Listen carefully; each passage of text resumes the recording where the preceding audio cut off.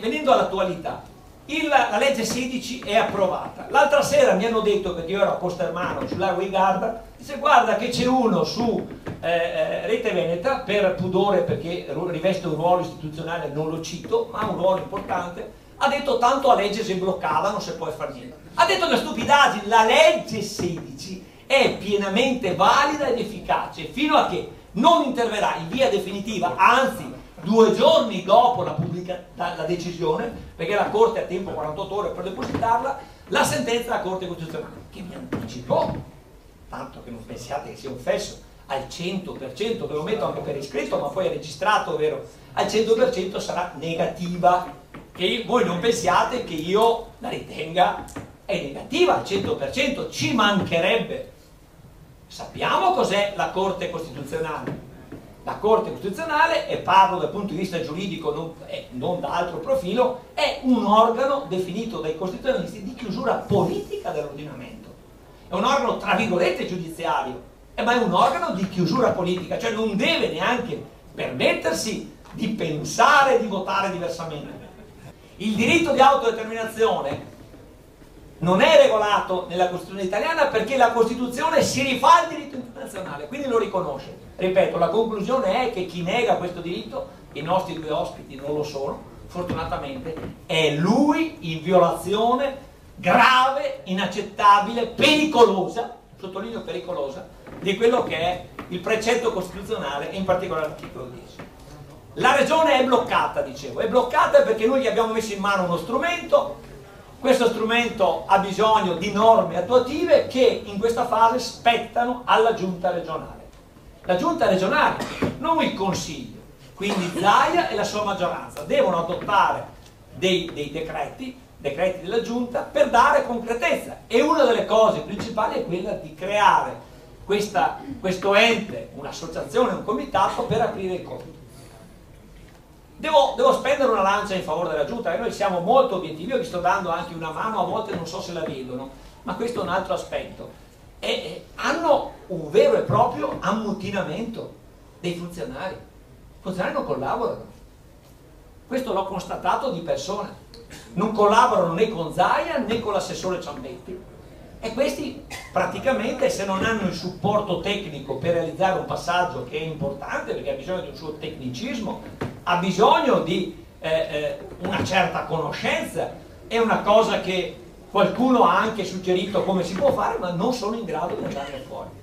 O non vorrei, perché non siamo fessi, come dicevi bene prima te, che magari serva a trascinare la questione il più possibile per dire magari quando ci saranno le elezioni regionali, magari anticipate, violando ancora una volta, vedete questo è uno stato baro, è costantemente baro, è nell'illegalità, violando la Costituzione, articolo 122, provo a vedere se è giusto, la legge del 2004, la legge 5 del 2012 della Regione, che dice che in Veneto, quindi una legge della Regione coerente con la legge ordinaria dello Stato, coerente con la Costituzione, dice che in Veneto si vota dal 15 maggio al 15 giugno, qui non c'è election day, anche perché non cos'è elezioni politiche, non cos'è altro.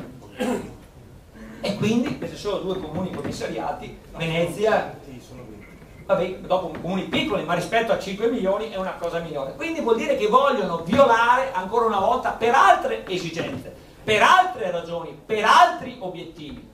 Vedete che gliene frega assolutamente delle leggi. Fanno le leggi e poi le disapplicano alla bisogna secondo le loro necessità.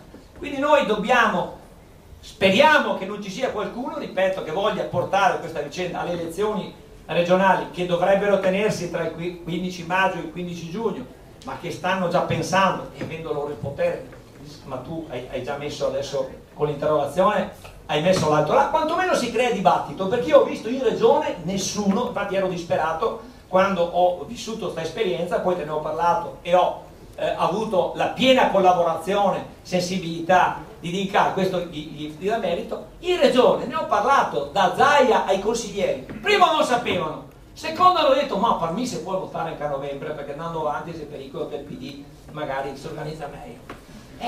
Siamo a sto livello qua, cioè voi capite, siamo a sto livello qua, quindi se pensano di portare a marzo dicendo abbiamo approvato la legge, ma basta, vedete tutti i filmetti abbiamo fatto gli sforzi e il governo ce l'ha impugnata davanti alla Corte Costituzionale. Non glielo concediamo, questo è un periodo, e finisco perché sennò poi è un periodo preziosissimo, ogni giorno buttiamo oro dalla finestra, oro di libertà, oro di democrazia, oro di opportunità, cavolo. Su questo versante ogni passo che si riuscisse a compiere, anche se non si concretizzerà o non si dovesse concretizzare immediatamente sul piano istituzionale, perché noi abbiamo scelto la via istituzionale, sarebbe aver riempito, come dicono in montagna, la cascina di una forza politica che poi spendi come vuoi, quando vuoi, viva Dio, perché sono passi senza ritorno. Come diceva prima bene Michele, noi con l'approvazione della legge 16 abbiamo superato la linea rossa che sembrava invalicabile, non si poteva andare oltre, ci deridevano quando abbiamo portato la risoluzione 44, ma badate bene che li abbiamo in pugno, perché noi non siamo condizionati dalla scadenza elettorale, non è detto cosa facciamo, possiamo scegliere di starcene fuori, di entrare nelle elezioni. Guardate che siamo decisivi sia per far vincere che far perdere tutti e due gli schieramenti, e anche i terzi outsider che vogliono correre sotto. Siamo liberi, la nostra corsa è basata sulla credibilità. Sapete quanto abbiamo sofferto in certi momenti? Abbiamo fatto una scelta coraggiosa, quella della credibilità, passi lenti ma decisi, visione dell'obiettivo, concretezza, azioni di informazione, di coinvolgimento, di partecipazione. Abbiamo raddoppiato i soci in 6 mesi e credo che arriveremo a fine anno con un pacchetto di consenso e con una visione che sicuramente non sarà indifferente per nessuno di coloro i quali si presentano alle elezioni. Potremmo essere nemici o alleati, non ha importanza, siamo liberi, questo è il punto, siamo autodeterminati.